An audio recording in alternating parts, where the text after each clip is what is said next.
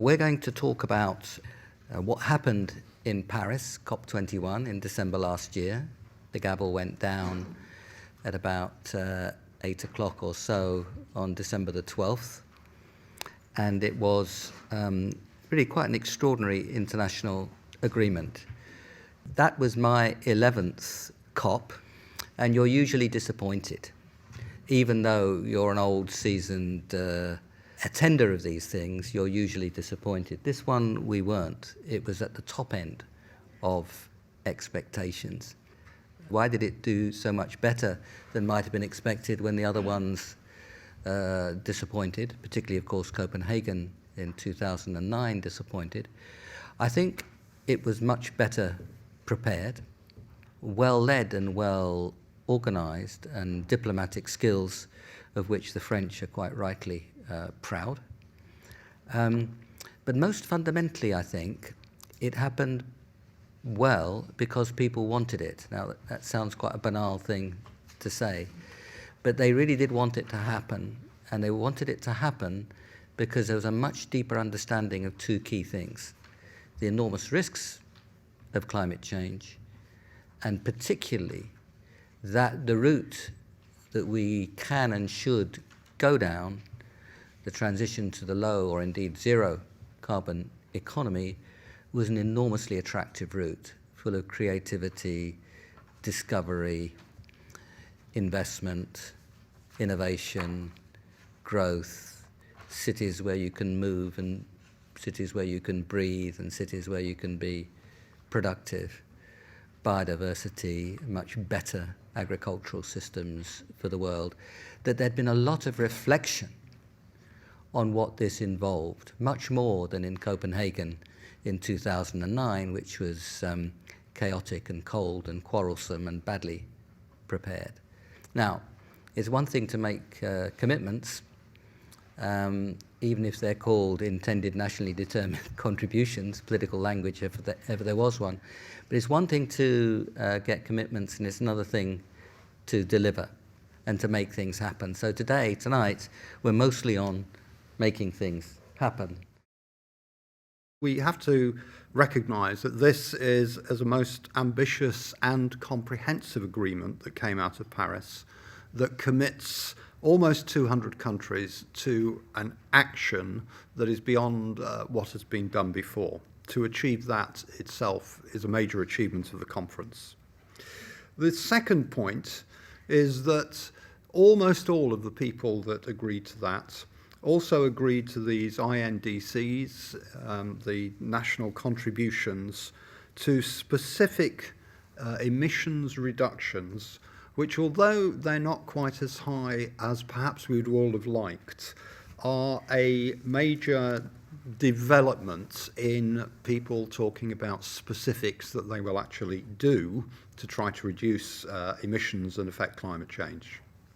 The third and very significant factor is that the agreement included a framework that would enable a regular review and revision of what was happening in implementing those climate plans, and gives an opportunity to adjust, fine-tune, accelerate the actions that are being taken as we go forward, with the goal initially of trying to keep an average temperature increase to within 2 degrees, then an aspiration for it to be even lower. And then the final part of the deal was an agreement that there should be a long-term goal of net zero emissions in the second half of this century. And that agreement is a sign of a really strong commitment to decarbonisation. In terms of the positives and negatives of all this, I think I have to say that from a UK perspective, it's virtually all positive. The review cycle that I've mentioned is a major benefit. This exceeds what we've had before. National mitigation plans from all countries to reduce emissions, and those plans are revisited every 5 years from 2020 with a view to trying to increase ambition. These achievements were really at the outer limits of what everybody thought was possible at the start. So from the UK perspective, there is a real positive in virtually everything. If there was a negative, it would perhaps be that we're not currently at a set of conditions that will lead us to a trajectory towards 2 degrees. The individual country contributions still take us on a path above that, but we've got a framework to adjust that going forward. So I think overall, we have to say that we regard this largely as positive.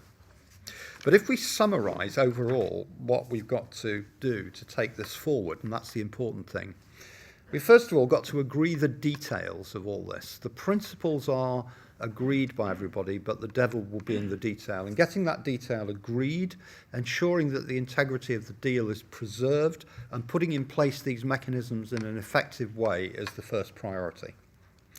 The second issue is to maintain the international momentum towards these goals, to maintain the focus, to maintain the efforts through the agreed innovation collaboration, and to make sure that having taken this first valid step, that we really build upon that and get everybody engaged and committed and tied into the whole thing.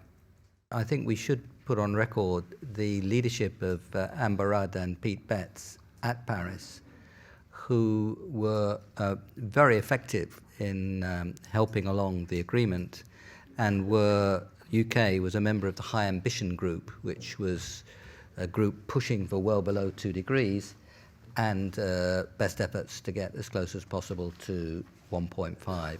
So that was very much UK leadership. Pete Betts was the UK chief negotiator, but he was also the EU chief negotiator. In these days of a referendum, let's note that climate change is very much an EU area of collaboration, and the UK was leading that negotiation. But far be it from me to tell you how to vote on June the 23rd. So we have raised the stakes as the UK. Beyond the 2 degrees that we'd been planning around, we were leaders in raising the stakes to well below 2 degrees, and many of us are very proud that the UK was a leader in that. One of the things that's clear from Paris is that, and was indeed clear before Paris, is that the solution to this very difficult problem of having every country trust every other country that they're all acting in the way they have said, in a way that's consistent with their with those commitments and potentially ratcheting up those commitments over time, is a process which was written into Paris around transparency and around how is every country going to be assured that every other country is acting in the way that they've said. And sitting at the center of that process in the UK is the Committee on Climate Change, and in other countries are similar committees, councils, panels. I have different names in different places, and they're increasingly being created by governments in response to Paris. And the job of the committee that I lead as the independent body in the UK responsible for advising Parliament on these issues is to say transparently and clearly, this is the evidence base around both the scientific side of climate change as well as the action that the UK is taking to combat climate change. This is what's working, this is what's not working, and we are or we are not on track to the UK's commitments. And Paris will probably stand or fall on whether that happens in lots of other countries around the world, such that people have confidence around the range of progress that's being made. As many of you will know, in the UK we had before Paris, and we still have, a legal requirement, a legal duty to reduce our emissions by at least 80% by the time we hit 2050. And we get there through these 5-yearly stepping stones of carbon budgets that set, in the same way as financial budgets do, set for every 5-yearly period what the aggregate amount of emissions the UK can emit actually is.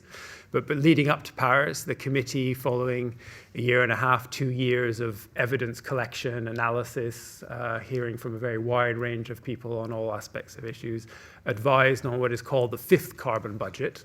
The committee advised the government and parliament that the fifth carbon budget, which covers the same period as Paris was about, 2028 to 2032, should see the UK reduce emissions by 57% relative to 1990 levels, and represents a fairly steady pace of change, which is not to reduce the ambition that's contained in that. But another way of thinking about that is that from 1990 until the present day, the UK has been reducing emissions at about an average of 2% per year. Some years much more, some years much less, but about 2% per year on average since 1990, such that we've reduced emissions by about 36% since 1990 so far. If we legislated at the level recommended by the committee at 57%, then that would require about a 3% per year reduction in emissions from 2015 to 2030. And that would leave us, from 2030 to 2050, about a 4% per year reduction in emissions in order to hit the 80%. So it's that kind of progress, or 2% per year, changing to 3%, changing to 4% per year, ambition that the UK currently has, and implied by the current targets. And that underlies clearly very significant changes, as many of you will know, in our power sector, reducing emissions very significantly in a whole series of new technologies being tried out in the power sector side, from wind and renewables through to nuclear, through to carbon capture and storage, a range of other things. It underlies very fundamental transformation on the transport side and the introduction of low-emission vehicles, electric vehicles, potentially hydrogen vehicles.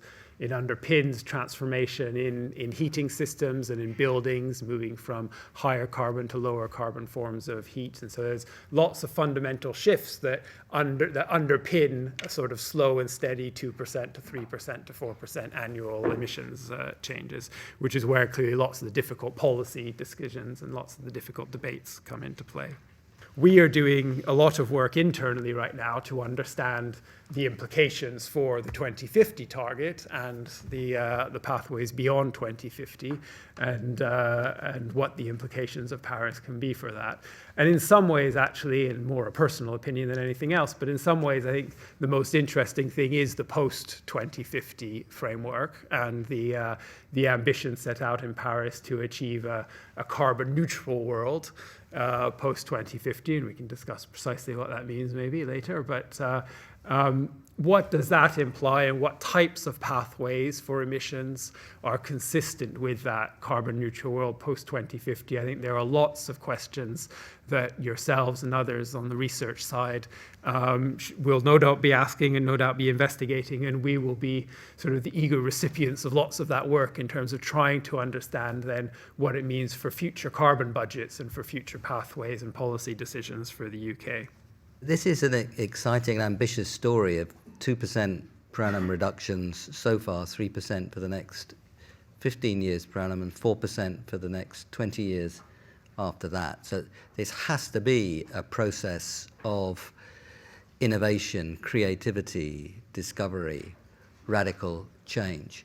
It isn't just taking the technologies that we have and putting them to good use, although of course it is that, but it is also a process of radical change. And let me note as an economist that most of the models that are there to model action on climate change are actually rather passive and conservative, in my view, in terms of the amount of technical change they build in. The world is moving much faster than the models suggest on the economics side, and I think that's an important part of the research program, and indeed they have to move much faster than the economic models embody in the way they capture technology. Well, I'd like to start off by making a point that I think this is a rather good story whereby science has informed policy. I mean, we've understood the physics of the greenhouse effect for 100 or more years. But then by the time we get to the 1930s, we have Guy Stewart Callender here in London, and he produces a picture of the temperature series, an increasing temperature series in the globe, and he associates that with increasing carbon dioxide. And the story carries on. And then in the mid-1970s, we have the development of global climate models, which are then simulating temperature change across the globe in response to greenhouse gas emissions. And those, of course, have been developed much more since then, to the state that we now understand quite well that the global temperature increase is due to increasing concentrations of carbon dioxide put there and other greenhouse gases put there by human activities. And there's other effects too, like sea level rise. And the science is fairly well established and well understood, and that information and understanding has been passed to governments who have been able to therefore act on that in a confident sort of a way. We also understand very clearly, and it's come through already, that in order to plateau out the temperature rise, we need to stop emissions of carbon.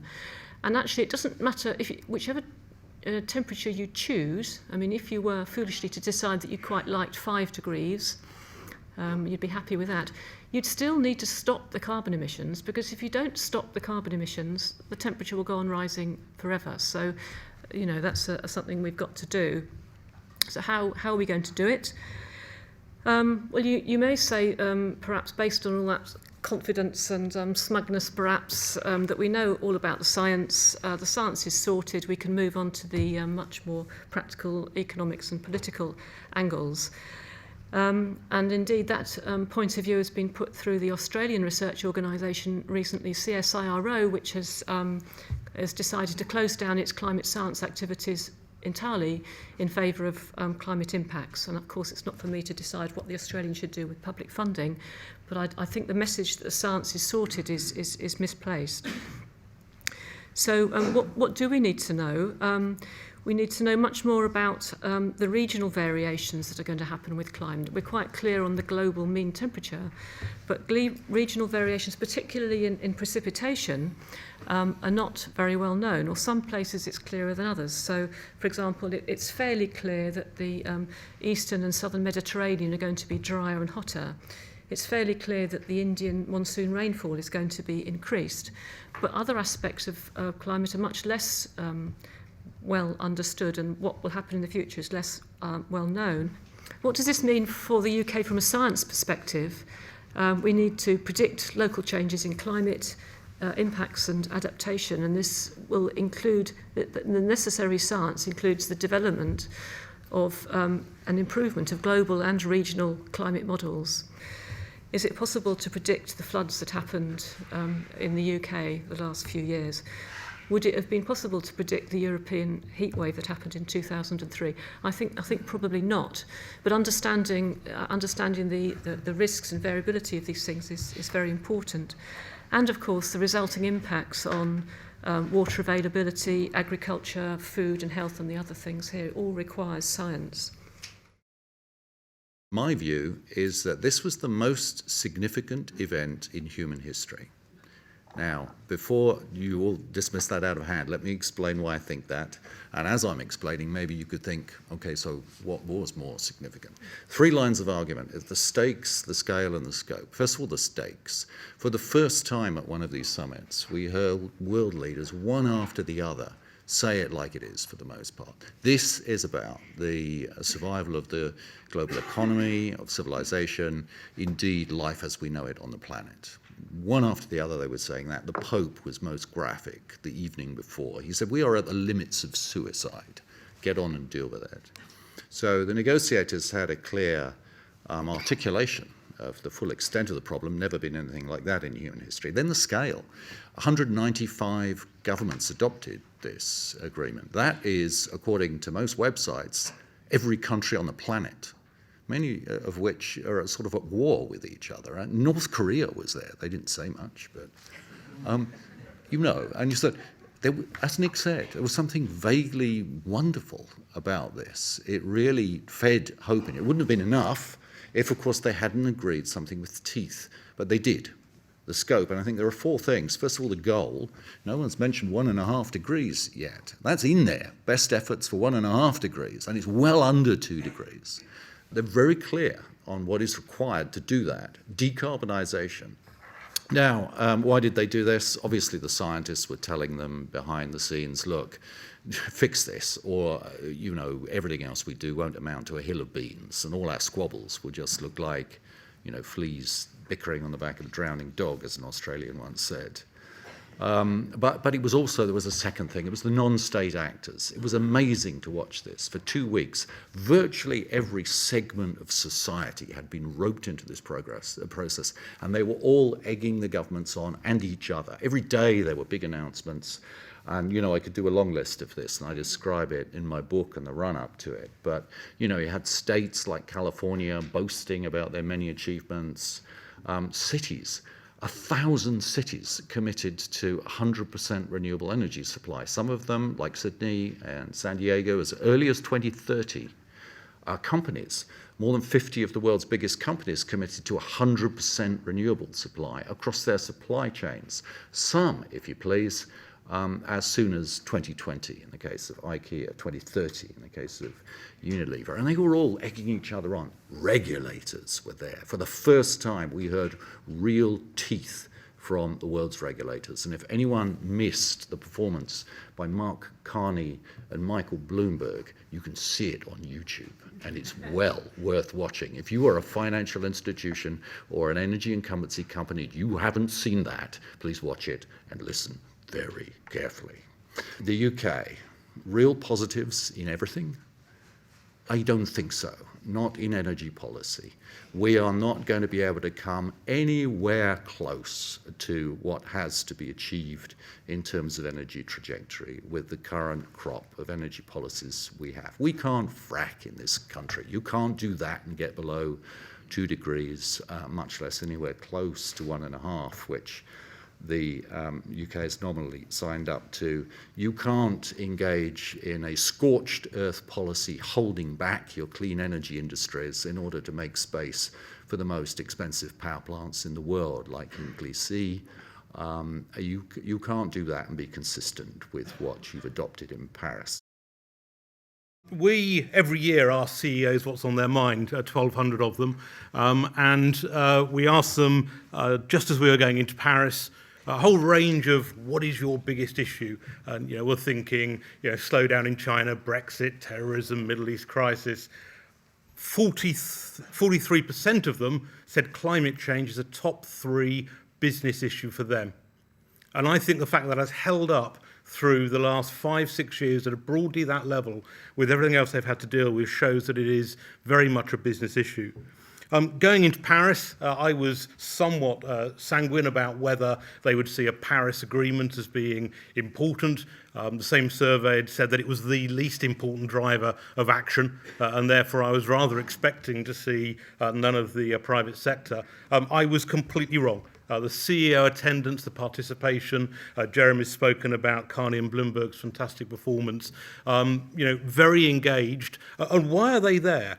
They're there because they're worried about the risks of climate change and the chaos of inaction if a deal wasn't done. Nobody had a plan B in the cupboard for Marrakesh. But they can also see huge opportunity, huge ways for a different model of economic growth that they can adjust their businesses to. And that's why they were there. And I think the big tick in the box is they were in the agreement. An explicit reference to the role of the private sector in R&D, in technology, in laying out that technology, and in providing the finance. It's very easy to think about the physical impacts that we have here in the UK when you've had another season of flooding, but actually a lot of the risks in the UK economy are overseas, are international. They're in supply chains and they're in subsidiaries of companies that our pension funds invest in that aren't even beginning to measure those impacts overseas and are possibly in countries that can't manage them as well. If you look at the amount of infrastructure we're going to lay down, 6 trillion a year, every year, globally for the next 15 to 20 years, you've got to hope that that infrastructure is both climate resilient and climate compatible, because if it isn't, we're going to have to rip it up and start again, and that's a lot of stranded assets that will be laid down that somebody, probably the private sector, will have to pay for. Within that, 2 trillion is required for clean energy a year, and we are broadly at 1 trillion. So there is a huge opportunity if you're sitting down in the City of London or Canary Wharf to say, how do we raise that money? Because the one thing that is certain is governments are not going to sign a cheque for $1 trillion every year. That will have to be mobilised by the capital markets and by the private finance sector and by the private sector. Every time we have spoken to chief executives of any sector, the only thing they need is regulation. They want long-term, stable, transparent regulation at a national level so that they can manage the risks that they face and lay down the long-term capital that's required to achieve the goals that the panel have spoken about.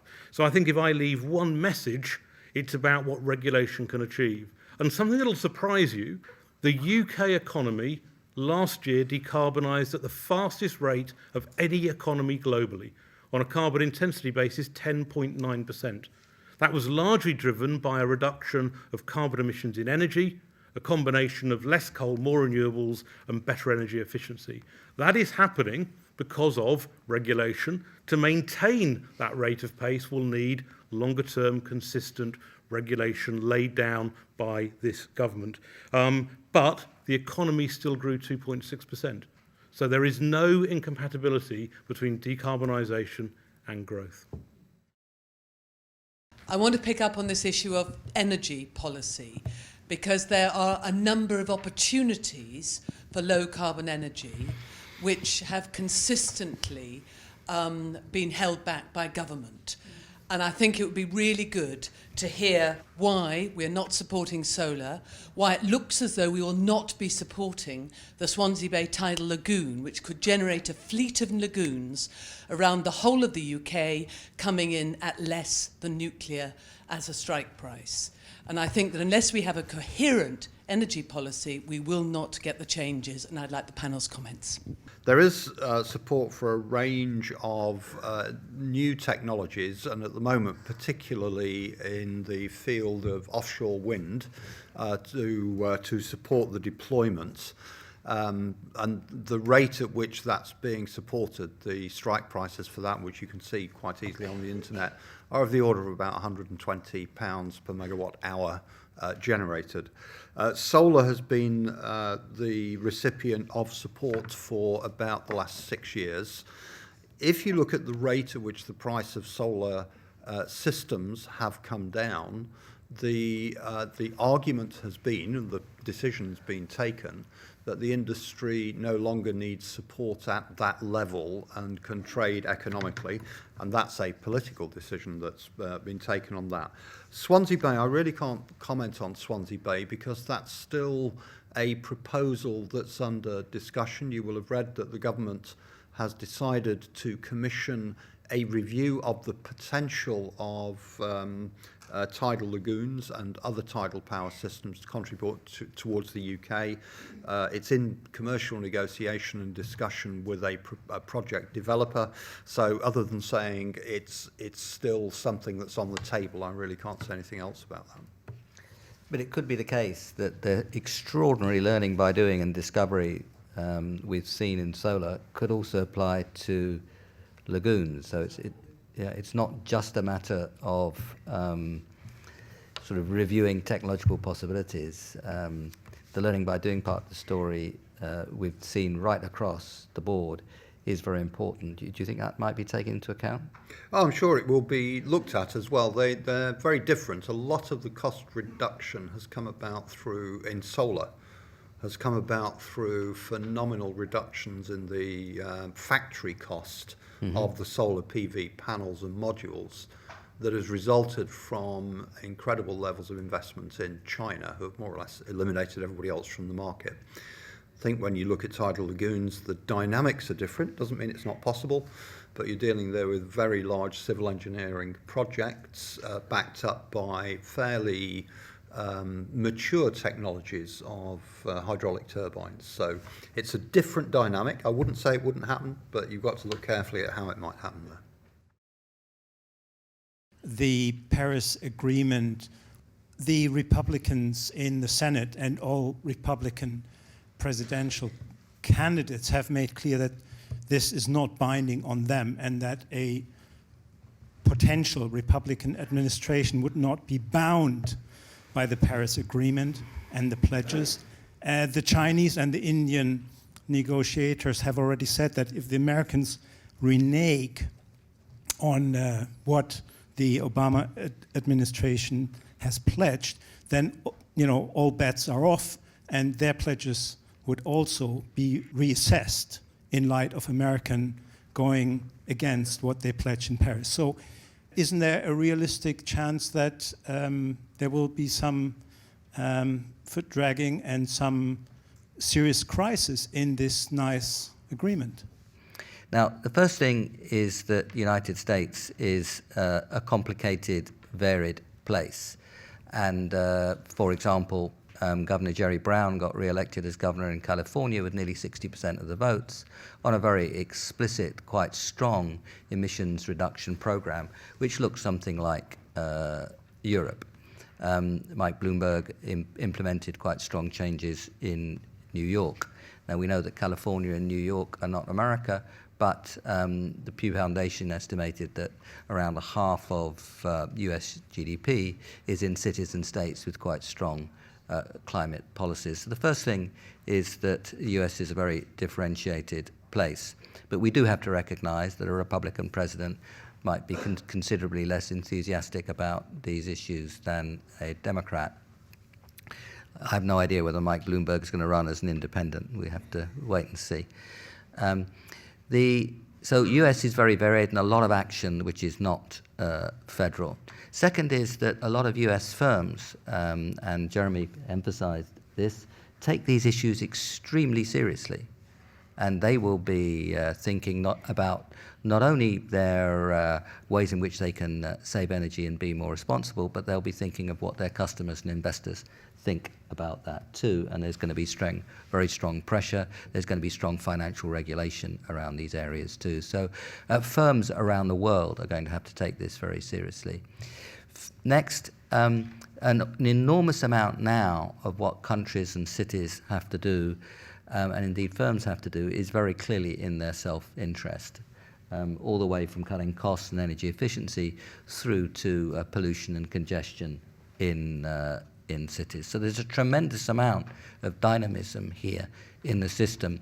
And the more the costs come down and the more those opportunities open up, the stronger and more robust will be the political process on the back of the economic and technological reality.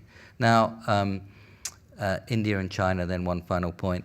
I've worked for more than 40 years in India and more than 25 years in China. The way in which China has changed on this issue in the last 5 or 6 years has been absolutely remarkable, and largely because they see great danger from climate change, largely because they see the deep difficulties of congestion and pollution in their cities, and largely because if there's a green race, they rather fancy that they'll do rather well in it. And those are very long-run stories of motivation.